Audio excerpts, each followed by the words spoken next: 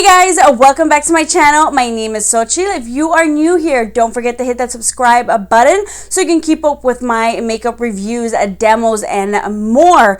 If you have been trying to keep up with the newest drugstore concealers, I have yet another one to review for you guys. I picked up the Maybelline Superstay concealer, and I think like last winter or so, they came out with the Superstay foundation, like a revamped maybe version, because I think they had it before. I tried it, and surprisingly for my dry skin, I really liked it. And that was like in the winter time when I was trying it, so I was like, yes, of course, let's try the Maybelline concealer. So I picked it up, and honestly, if you guys are curious, like there's just so many drugstore concealers out there, and if you want to try to find the best fit for you, that's why I'm here reviewing them. I personally have a dry skin here on my channel. However, my under eyes can definitely take on like a mattifying type of concealer since the issues I have with my under eyes. So I have really bad creasing.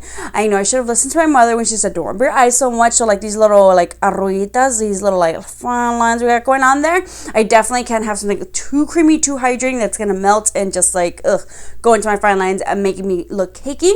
I also have very dark circles underneath my eyes as well that I need to conceal. I should get more sleep, but you know, there's only so much time in the day to do everything. And the other thing is, honestly, it's like depending on personal preference, I like a nice hydrating concealer or something mattifying just to kind of, you know, keep everything together. So there's just so many concealers out there. I just reviewed the COVERGIRL, their TRUBLEND concealer.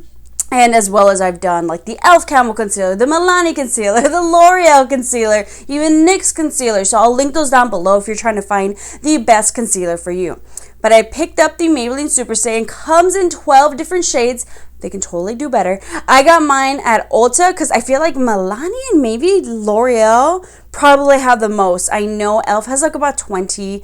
COVERGIRL maybe has like about 10, 12, maybe around the same range. So it's like, let's step it up type of a deal. I picked up mine in the shade Sable 20. I was between Sable 20 and the one right underneath it, light/medium, which I feel like both probably could have worked, but Sable 20 I feel like works for me right now, luckily, because I am a little bit more tan. I feel like light/medium will be my perfect non-tan color type of a deal, but I figured let me go something close to my skin tone, especially if I do want to conceal those dark circles. The concealer, it has a little wand here, a little paddle brush. It's not as big as say like the L'Oreal or the e.l.f., which is like have like something similar to the Tarte Shape Tape. It's maybe a little bit more on par with like the Milani one. I would say the COVERGIRL one is also really big paddle, and it's probably the amount of product it picks up. It is comfy, it's not scratchy whatsoever, but I feel like the other ones pick up a little bit more product. So I feel like with the other ones, are like just kind of like one dip and I can do my entire face, whereas this one, it's not one of those where it's like, ooh, so creamy, I picked up all this product, I want to slather it on my face type of a deal, which is probably good anyway, but it's just not as like creamy type of a deal. You know what I'm talking about. When you have those concealers, the only way I could describe it. So for me, the coverage for this concealer, it definitely feels a little bit more on the medium side, but not as heavy medium as say like the e.l.f. Camo concealer. I would say it's more of a medium with a hint of light, leaning towards the other lighter end of the spectrum, which could be a good or a bad thing. I think feeling wise, it doesn't feel as heavy, which is definitely a pro. For someone like me who has dark circles, that's where it can kind of be a good or a bad thing depending what you want to do. So for me, one kind of layer of this underneath my eyes, because it is more on the lighter medium side, I feel like I can still kind of see my dark circles with just one layer kind of blending it out. If you don't have dark circles, I think that's perfect. You just need that, and it doesn't feel as heavy as say like the L'Oreal Infallible concealer. So for the summertime, that sounds wonderful. So I feel like I kind of have to do something similar that I just did with the COVERGIRL TRUBLEND concealer, where I kind of went and did my little highlighting effect with one little layer, and then I just took a little itty bitty bit right under my dark circles, just added a little bit more and blended it out. So once again, if you have dark circles like me, that might be what you have to do. Maybe you prefer that, just kind of like spot conceal that way. But if you don't have dark circles, don't even worry about it. This might be your perfect concealer, because the other thing that I really liked about this concealer, I love how it sets. I love that it's not too creamy, whereas like I was just trying to show you guys like one eye with the concealer on so you can kind of see the difference, and then I didn't want to set it yet with powder. I kind of went over to the other eye, but by the time I was done with the other eye, the first eye that I did concealer did not crease. I don't know if you've ever run into that problem when you're kind of like done setting one concealer and then the other one, and then you gotta like dab it one more time and then go with the powder, because it's just like creasing, you know, type of a deal, because you just have really bad fine lines underneath your eyes like me. I didn't notice that with this concealer, so I love that. I was kind of like, okay, let's do this eye. All right, get little angles there so you can see. Now I'm going to go, you know, do this eye, and then I've got to dip it again. So it took a little bit longer, but when I was done with both of them, they look great. And I loved, after I set it with my favorite ColourPop loose setting powder, and I love the way my under eyes look. It's really weird. But if you love concealer, if you're obsessed with it, you're always trying out new ones and see what the difference is, I really like what my under eyes look like. Once again, this is definitely going to be a more of a mattifying finish. So if your eyes can't take that, you're probably not going to like it for the summertime. I think this is perfect. It works for me. I'm totally down.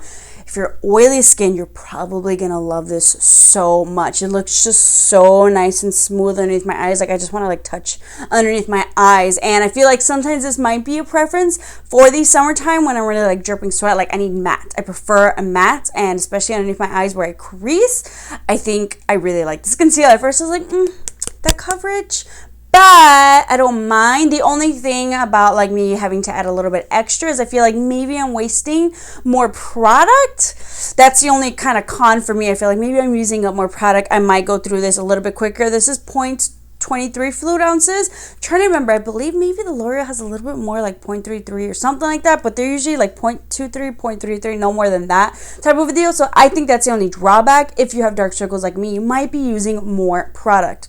But overall, I think the blendability is really great. It's really easy. I blended it on top of my newest favorite, the Maybelline Dream Urban Cover Foundation. I figured it's Maybelline on Maybelline, and this foundation is definitely more luminous, but it blends out really nicely on top. And given that this concealer is more matte, it like doesn't kind of like contradict each other type of a deal. It just looks smooth all over. So I feel like in a way they're kind of complementary. I feel like any concealer looks pretty good on top of this foundation because that's how good it is, but in general I feel like if the concealer didn't look good on top of the foundation, that would be like a red flag.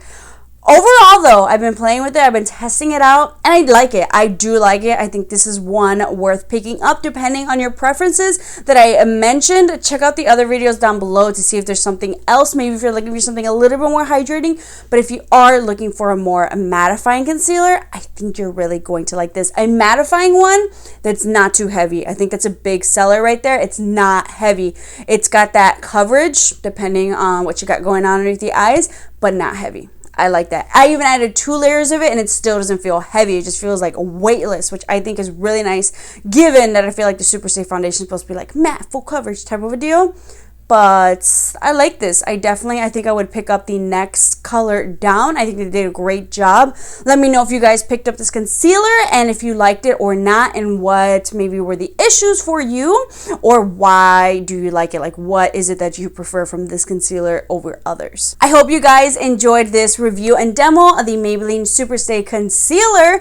Let me know what videos you guys want to see next. Hopefully I can film a tutorial with the new Milani Gilded Rouge palette. I also have the NYX palette. So many new palettes to play with. Super excited. Thank you guys so much for watching. Don't forget to hit that subscribe button, and I'll see you guys next time.